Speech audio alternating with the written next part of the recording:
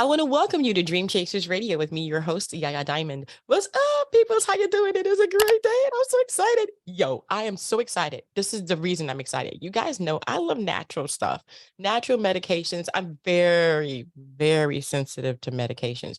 I mean, the stuff that they give me sometimes 9 out of 10 times, I'm allergic to it. And so I really gravitate towards natural path, homeopathic things and things like that because it works for me. And my next guest is amazing. He lives on like acreage and he's natural, and I can hear his chicks in the background. It's so cute. I want to welcome Spencer to the show. Welcome, Mr. Feldman. How are you? I'm doing great. Yeah. Thanks for having me. Oh, thank you so much for being on the show. Okay, so first of all, how did you get involved with, the natural way of healing and being so I mean, you said you lived in New York and now you live like on how many acres? Yeah, I'm on 100 acres surrounded by 1,000. We, grow your own food and just off grid. I'm about as opposite of an experience from a New York City boy as you could imagine. Oh, wow. Oh, wow. So how did that happen? Well, I grew up in New York City and, when I wanted a little peace and quiet, I'd go up to the rooftop. But even from the rooftop, as far as you can see, it's gray buildings and dirty air. And, the lullaby at night is ambulances and police cars and screeching tires and things like that. And then I remember one time as a kid, I spent a year on a farm when I was 7. And I remember flying out of New York City and looking out the window, yeah, and I remember seeing green. And I said, wow, wait a minute. The entire world is not a city. What is this stuff? There are things, people growing things and and then a year on a farm, it was great. Growing crops and being with animals and picking ticks off of you, whatever. So, and I remember picking wild scallions and munching on them as I'd walk down the trails. It was a lot of fun. Oh, I love doing stuff like that. I like those little, not to get off the subject, but you know how those little bushes and they have these little cute little fruits that look like pumpkins. What are those called? Cherry something or another. Gosh, well, there's so many things that So depending on good. where you are located, Yeah. you can just pick off and just start. I remember in college, a friend of mine pointed out an apple tree by one of the buildings. Oh, he had an apple in his hand. I'm like, well, where'd you get that apple? And he said, there's an apple tree on campus. I'm like, no, there isn't. And he showed it to me, and it was right next to like one of the buildings, and everybody walked by, and nobody saw that it was an apple tree. Oh I my didn't see God. it. And then so we climbed up and we had some apples. It was just That's like so not good. part of my world to think that could be there. And so since I didn't think it could be there, I couldn't see it. Mm, So wow. anyway, you asked how I got into Yes. sort of medicine, right? So back at that same college, there was an outbreak, or there was supposedly an outbreak. One person had it theoretically of mumps. And Mm. so they said, okay, you guys can either all line up for a vaccine or take 2 weeks off and not go to classes. And I didn't know any better. I was like, sure, I'll take the vaccine. And the nurse injected me. And I must have gotten an injection from the bottom of the vial where all the mercury preservative had fallen down. Because after that injection, I didn't understand then, but after that injection, I remember trying to drink soup and the soup would shake out of my spoon before it got to my mouth. So, I go to my doctor and I said, hey, God, what's going on? I can't drink soup. My hands are shaking. I'm a mess. And he goes, okay, well, I've got a drug for you. I'm like, okay, but I'm 19 years old. I shouldn't have Parkinson's. Can you explain to me what's going on? And he said, look, kid, I haven't got time to explain this to you. You're not a doctor and that's not my job. Here's the drug. I said, all right, well, no, thanks. And so there go my dreams of being an emergency room surgeon, because you're not Oh gonna my you're God. not gonna handle a scalpel if your hand is shaking, right? Mm. But that God works in mysterious ways. So okay. So that I started thinking, I'm like, wow, that's what do I have? What is going on? And what I ended up doing is starting to play around with making alternative products for myself, trying to fix myself. And I had a lot of friends who were doctors, because I would go to the conferences and I'd be this young kid who wasn't a doctor showing up at these conferences with physicians. And they're like, what are you doing here? I'm like, well, you're not supposed to be here. You're not a doctor. I'm like, well, I paid my fee and they never asked me if I was a doctor. They just assumed it. That's on them. So Some of these guys took me under their wing, some of these old naturopaths, and kind of explained to me and helped me change my understanding of what the human body was. And they started asking me for some of these things that I was making. So I started realizing, wow, maybe what I need to do is I need to be a manufacturer. And so I started making products. And over the last 25, 30 years, what I do is I'll bump into someone who's got a problem. Someone is put in front of me who hasn't been helped by the traditional systems. And I'll think about it and I'll experiment with it. And if I'm lucky, I come up with something for them and that becomes a product. And then other people with the same issues start showing up. And, it's very odd the way it works. As an example, I do something called EWOT, which is exercise with oxygen therapy. You exercise while you're breathing oxygen. So I was just the other day, I was filling up some oxygen tanks. And I'm talking to the woman there. And we're chatting, and she's saying how she's been married for 19 years, and I say, oh, that's really great. And then she says, oh, but her husband has Alzheimer's. And I was like, oh, well, I've been working. Sorry, I got to clear my throat here. It's okay. Okay, there we go. So her husband has Alzheimer's, and I'm like, oh, well, I've been working on this protocol for Alzheimer's. It turns out that most neurologic problems we now think, the ones that we thought were genetic, we now think have to do with something called protein folding diseases. And that's, let me know if I'm getting if it gets No, too it's okay. Go ahead. geeky and nerdy. The plaque in the brain, right? The plaque.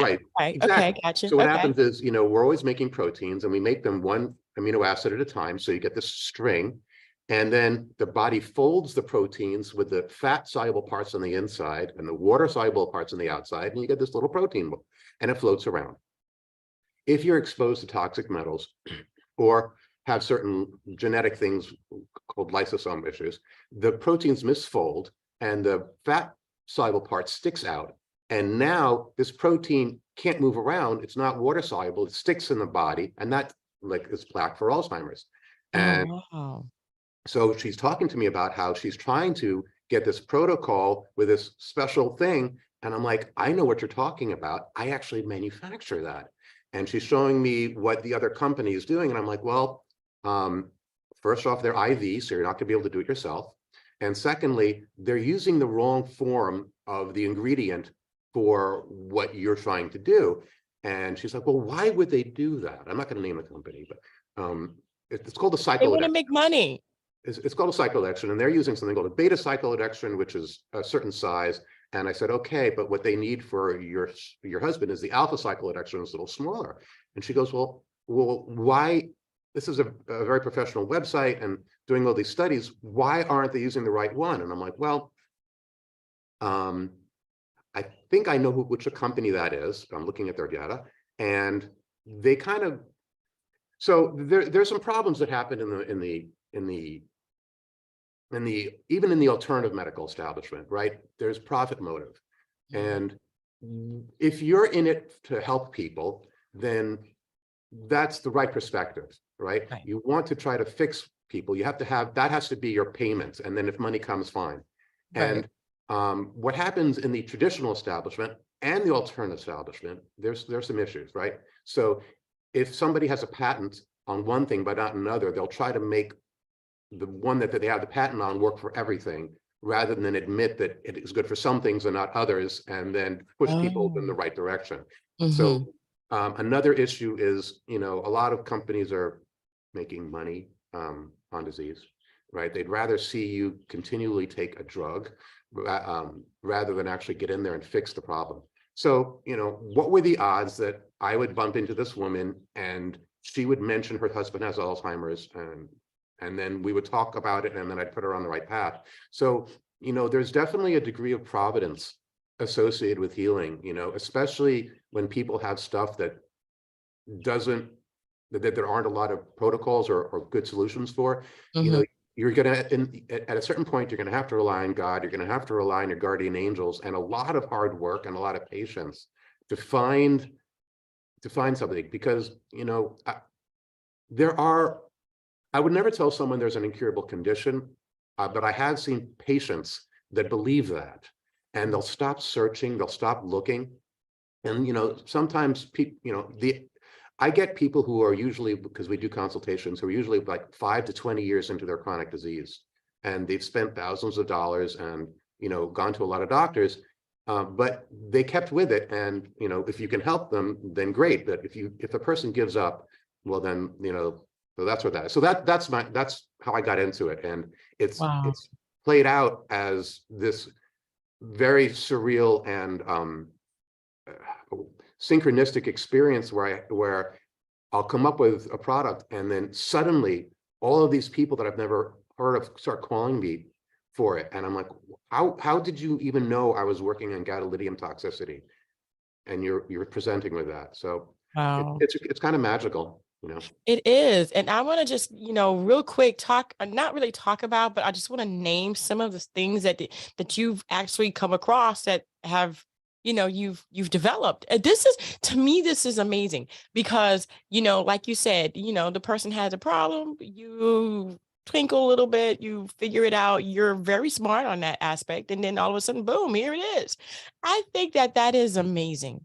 And you're doing it because you love people and you want to help people, not on the profit side, but on the humanity side, which I love. I absolutely So, love. thank you. So, So, I couldn't do this without the internet, right? So the way mhm. the process works is, someone will present in front of me with some horrific disease or just something not working for them. And, like, you have compassion for these people. So you go online and you research it. And what goes on is there's all of this research out there on conditions. The average doctor won't have the time to do that research. You could spend weeks diving into what's called PubMed, going through all the data, and there's all these amazing white hat people out there who are, these great researchers who are out there figuring out, working on little parts of the puzzle, like, okay, we can manipulate histamine like this, and we can shift the immune system like that. And so all you have to do is bring these things together with the understanding that you're probably not going to patent it. And that's the issue. If you can't patent something, a drug company, most companies don't want to work with something that's not patentable, because Mm. if it's not patentable, they get competed with. And then if they're going to spend $10 million going in trying to get the FDA to approve a drug, and and they do that, and then someone else can copy them, it's not financially, there's no financial incentive. So you need someone who doesn't need to make millions and millions of dollars, and who's not motivated like that to be able to access this. So the first, well, I definitely got something in my throat this morning. So the first thing we ever made, are you familiar with chelation and heavy metals? Yes, yes, I saw that on your website. And so I'll put the link for Remedylink in the description box below. But yeah, it says Medicardium Mhm. heavy metal detox. Right. So that was the first product I made. And so a really popular protocol, for a number of years was IV chelation. That's, they stick a needle in your arm and they Mhm. put a chemical in that'll take the metals out of the body. And that's things like lead, cadmium, aluminum, arsenic, barium, cadmium. And, our bodies have an ability to detoxify. Most of the stuff I make is about detox. And we have an amazing ability to detoxify metals and chemicals. Yeah. The challenge is that we are exposed now in the 21st century, because of technology and the chemical inventions, to metals and chemicals in types and amounts that we never evolved to handle. So you can Mm. handle a little bit of arsenic in and uranium in your well water. You can handle some toxic chemicals, which, historically might be a snake or a spider bite. But there's all of these things being hit at once. And Wow. even so, in a lot of us, we don't have a lot of any, we might not have a lot of any one toxin if we're in decent health. But so what happens is when a chemical comes to market, that might be put in your food supply as a preservative, for instance, right, or a pesticide that you might be exposed to on your crops. What they'll do is they'll say, okay, we've tested it on animals for one generation for a few months, and at this level, it's not causing problems. And that's a really bad way to determine whether toxins are going to be a problem for humans. Number one, we're not rats. We react differently. Number two, they're testing it for 1 generation. They need to test it for 3 generations to see if there's birth defects. And number three, they need to test it for the entire length of the animal's life.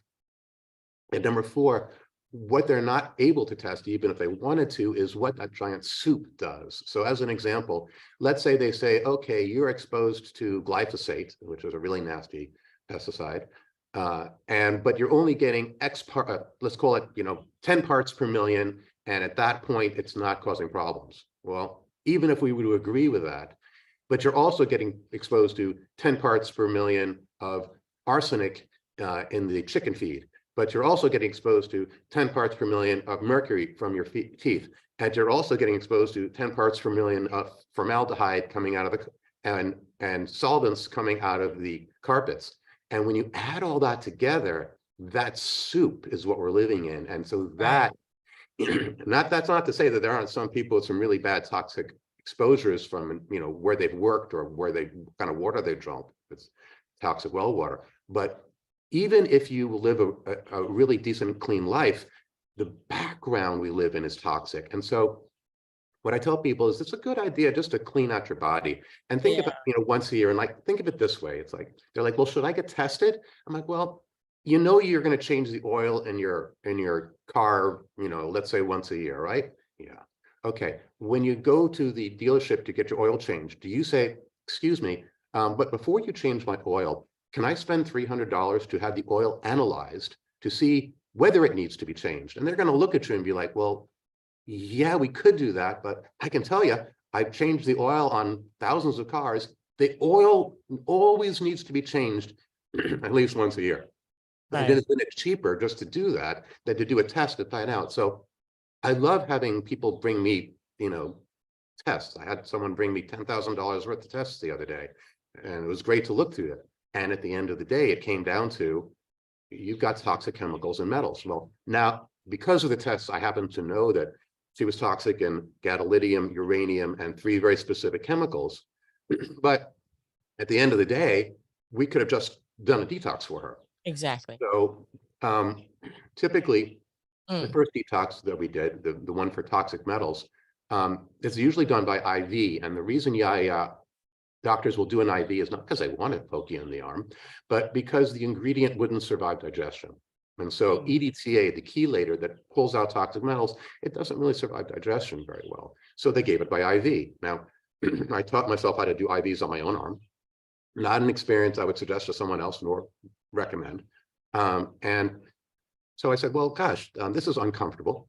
So is there another way to do this? And so we make them by suppository. And someone would say, well, that's not something I want to do. And I'm like, yeah, but it takes 15 seconds. Once it's in, you don't notice it.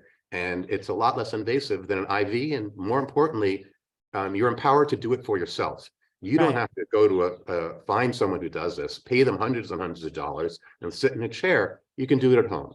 So I'm trying to empower people. So that was the first detox product I ever made. Yeah. Wow. Wow. And you have a few other, a chemical detox, you have liver, gallbladder flush, which is, you know what? Liver and gallbladders. I've seen so many people have their gallbladder removed. I mean, would this flush it out and help with gallbladder? I mean, how does that work? So, okay, we can do that. Well, let's do the chemical one, and then we can do the liver gallbladder one. Okay, so because there was a kind of like an order into how it happened. So, I'm getting phone calls for people who want to buy the chelation product. And I originally made it for circulation because if you do the right, if you get the right kind of chelator, it can kind of decalcify the calcium that's building up in the arteries, joints, and kidneys and gallstones too. But there's an association with cleaning out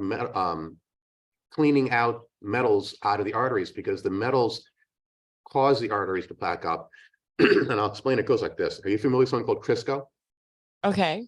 Crisco. So basically, if you take cheap oil and you bubble it nitrogen, hydrogen, and nickel through it, they're both metals. Hydrogen's a gas, but it's still a metal. It causes the cheap oil to hydrogenate and turns a solid called and it's like Crisco shortening.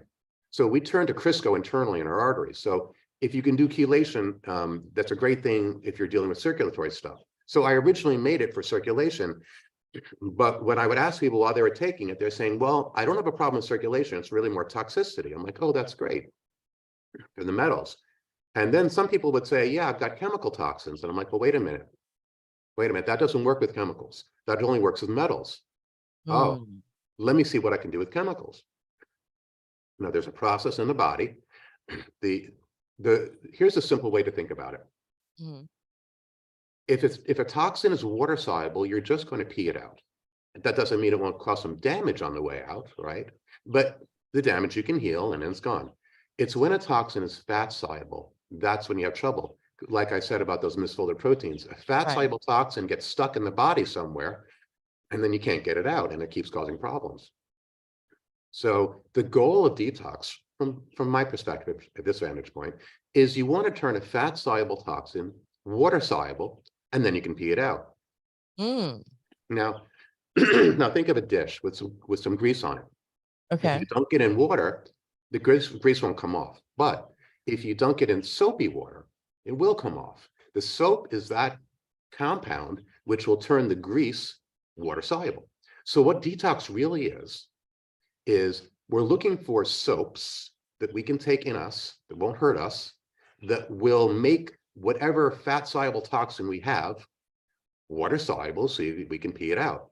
Oh my So, gosh. right, so chelation is making metals water soluble so you can pee them out. With chemicals, it's a bit more complex because there's a lot of different classes of chemicals. So there's something called phase 1 and phase 2 detox, and it's a little technical here.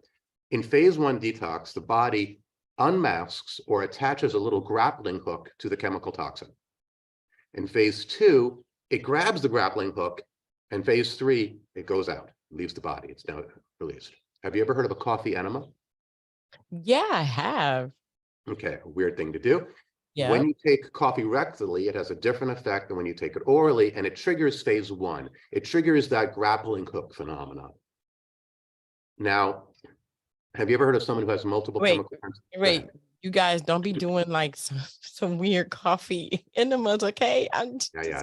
saying. Sorry, it's that the body works the way it works. I'm trying. I got to work with what I'm given. Oh my gosh. Okay. Okay, Sorry. that's a disclaimer, guys. Go. Okay, go ahead. I make as many of my products oral as possible. Trust me. There you go. Okay, thank you. Okay. Sometimes you just got to do what you got to do. Okay. So Okay, go ahead. have you ever heard of someone with multiple chemical sensitivities? Okay, no, I haven't. So multiple chemical sensitivities is the person who, when they're in the elevator and someone walks in with cologne, they get sick as a dog, Okay, and yeah. they're sick for hours. Mm-hmm. So what happens with these poor folk is they can do phase 1, right? So you're in the elevator with your friend. Someone else comes in with the cologne, and suddenly your friend is like, "Oh my God, I got to get off the elevator. The cologne's getting me sick."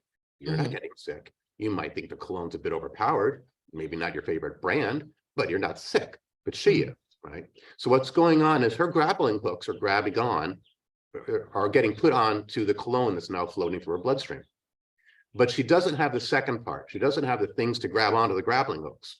That would be glutathione, glutaric acid. They're called conjugating agents, right? And now with the grappling hooks, these toxins are actually more toxic. The grappling hook now allows it to grab onto other places and cause more problems. So during the process of our detox, there's this one moment where the toxin's actually made worse, and then it becomes inert, right? But she's not going to the next phase. And so she's getting sick from her Mm. body trying to get rid of the toxins. And we're seeing more and more people like this. So the Zenaplex product you saw on the website for chemical detox, I said, okay, I don't want to do a coffee enema, but I have to trigger the first phase, but I don't want to leave them hanging in case they don't have enough of these other elements to finish the job. So that product puts the organic coffee and then all the phase 2 elements in there, and we get, I'm really happy with how we're able to work with the chemically sensitive people. And normally what happens is, if someone's chemically sensitive, I'll say, look, you're probably going to feel pretty bad the first time you take this, and you stay with it. And the next day, you're probably going to feel pretty bad, but not as bad, maybe only 80% as bad. And stay with it. And each day, a less and less and less. And by the time a week or two is gone, you should not be reacting to it at all. And if you're not reacting to that, you're probably not going to be reacting to the cigarette smoke or cologne or whatever it is that's setting you off. And so that was that one. Now you asked about, and so those are like the two main general detoxifiers, you know, for the stuff, you know, you go get your hair colored or whatever, and all these things going through the skin. Anyhow, you asked about the liver gallbladder flush. So that's another old school protocol, right? The three old school protocols I wanted to make easier for people was the chelation IV, the coffee enema, which it certainly is easier as a suppository than laying on your back in a bathtub with a quart of coffee up your backside. Oh, come on. Yeah, well, you know, I mean, there's a lot of people that, you know, they're dying of cancer, and this is the protocol that they have to do, right? Yeah, this is crazy. I had no idea. Yeah, sorry about that. And then, so the other thing is something called the liver gallbladder flush that I wanted to make an easier version of. Now, as you said, a lot of people have, if you ever look in the gallbladder of people with if you ever look in the gallbladder with ultrasound, you're going to see in a percentage of people stones and sludge, especially, you know, it tends to be more prevalent among women over 40 if they're a little heavier set, but anybody can get them. And so basically the body secretes bile through from the liver. It goes into this little bag called the gallbladder, and then when you eat oily foods, the gallbladder squeezes the bile in, and that's the soap, right, to emulsify the fat so you can absorb them. It also helps with peristalsis and kills parasites. It does a lot of things. And then 95% of it we recycle back up at the bottom end of the small intestine so we can keep reusing it. It's a great system. But when someone has gallstones or sludge, which is like just before gallstones, it gets kind of sludgy. Now that bile can't get in there. So now they're not digesting fat. They're not digesting well at all. Their gut's out of whack. Maybe it clogs up some of the ducts, and the pancreas bile starts shooting into the pancreas and gives them pancreatitis. I'm not going to say it's a design flaw, because if we lived healthy, natural lives, we'd have perfect gallbladders. But it's something that happens because of modern diet and such, and some of the other things. If you are around a lot of chlorinated water, that screws up the bile too. In any case, there's something called the liver gallbladder flush. And what that is someone will first drink a lot of apple cider vinegar to soften the gallstones, because the malic acid in apple cider will soften them up. And then they drink like half a cup of olive oil mixed with Epsom salt. And yes, it's about as disgusting as it sounds. Now, the idea behind that is the Epsom salt, it's magnesium, it's a muscle relaxant, and it relaxes the sphincter of Oddi, this little ring muscle at the bottom of the gallbladder, to make it open really wide. And then the olive oil triggers the gallbladder to dump very aggressively, because the body thinks, wow, I'm getting all this oil, I'm going to need a lot of bile. And so the liver gallbladder flush is an attempt to kind of heroically give birth to these stones. Yeah, you can do it. Once in a while, someone's going to get hurt because the stone will actually get stuck in the gallbladder duct. And of the three painful experiences in life, theoretically the most painful, childbirth number 3, kidney stones number 2, trapped gallstone is considered the worst thing you can get. So I thought, well, is there another way to do this without having to, what's that? Please, another way, please. Yes, right. Well, there's also another challenge, because people will, if you do this, most people will get out stones, right? Occasionally some people get hurt, but most people are going to pass a bunch of stones, which is cool. And the instructions on the cleanse are keep doing it until you no longer pass stones. Well, the problem is, at a certain point in time, there are no stones, but if you keep doing it, the olive oil interacts with the bile and makes false stones. It makes these little green pebbles. If you grab them, you can squeeze them in your finger. They're not gallstones, but people think they are. And so they keep doing this cleanse over and over and over. And remember how I said you have to reabsorb 95%? Well, you can't reabsorb 95% when that much comes out. So these people end up getting really dry in their liver. They just ran out of bile. Well, a dry liver creates gallstones. So here is a detox trap. And there's, I'd like, where the protocol you do creates the problem you're trying to treat. So anyway, we made a product with the, and so with ingredients in it, and the ingredients were used historically to melt gallstones. Now, we make it as a suppository. Now you're saying, well, really, more suppositories? Yes, you can take it orally. There's nothing in there that would get destroyed in the digestive tract. In this case, the reason we're taking it as a suppository is because 30% of the blood flow to the liver is right at the bottom of the colon. So you've heard of, you know what a hemorrhoid is, right? That's when a Yeah. blood vessel. So if the liver gets really backed up, it can blow out the blood vessels that are in the rectum, and that's a hemorrhoid. But in Right. a healthy person, those blood vessels are still there. They're just not blown out. And if you put a suppository right next to them, whatever's in the suppository goes right to the liver. So in Mhm. this case, the idea of a suppository is not we have ingredients that don't survive digestion. It's the location is right where we're trying to go. And Mhm. so I tell people, look, you're not going to necessarily pass a bunch of stones the first day you do this. But by day 10, you should be pleased with the results. And you are not going to be drinking half a cup of olive oil and going through this really dramatic expulsion process that actually can cause problems. So that's what that product is. Wow. You have a lot more. We don't even have time to talk about it, but I mean, you have so many different products up there. And then you also have a consultation. The Mm. consultation, I think, would be great because people need to know what they need to take. And there might be a series of things they need to take in a certain order, like you said, that, they don't hurt themselves. So, my gosh. Well, a basic detox, is just metals, chemicals, and then liver and kidneys and gallstones, kidney stones, which is the one we just talked about. We talked about Right. glytamine because, right, we want to get rid of the metals. We want to make the metals water soluble so you can pee those out. We Hmm. want to get rid of the chemicals, and we want to make those water soluble so you can pee those out.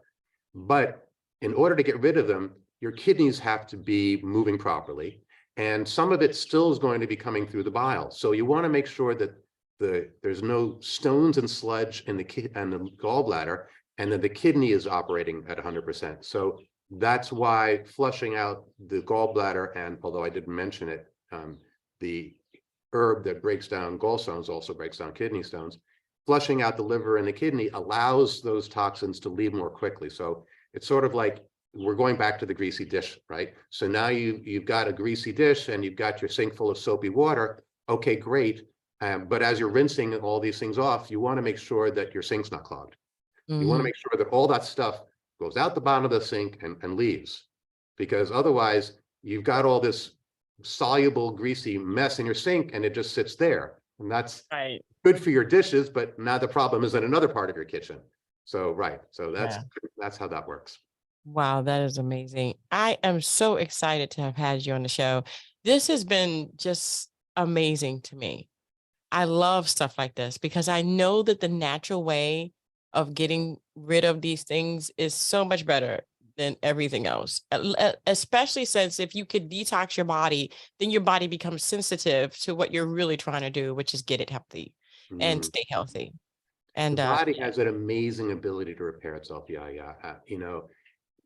God gave us such a fantastic uh, gift of the human body that even with all the toxins we're given, and even with all of the side effects of the drugs that some doctors, give us well-meaningly, we're still able to function, right? So if you give your body just a little bit of help, get it detoxed, fix the microbiome, balance some of the things that are out of whack, deal with some of the chronic infections.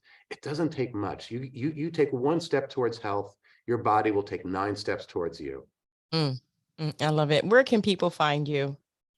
So our website is Remedylink, REMEDYLINK.com. And you can call us up, if you like, we can do a consult. And, just if you're listening to this and you've had something and you've been sick for a long time, your answer's out there somewhere, right? I don't believe that there's any condition that God didn't give a cure for if we're patient enough, have enough faith to keep looking for it. So, God bless you, and I wish the greatest of health to you and all of your listeners. Oh, thank you so much. And I do too. We're going to go ahead and have that information in the description box below. So it'll be easy for you and me to go there and start doing what we need to do, which is detox our bodies and get our bodies online so that we can literally become healthier and live a greater quality of life and listen to the chickens as they chirp in the background, which is what I love. I absolutely love it. I want to thank you guys so much for tuning in. Don't forget to dare to be different, and don't forget to be healthy today. I am telling you. Until next time, guys. Bye. Bye-bye. Wow. Thank you so much for stopping by. Don't forget to like, comment, and subscribe to this channel. Hit that notification bell so you'll be notified the next time that I upload. And don't forget to dare to be different. Until next time, guys. I dare to be different. I dare to be different. I dare to be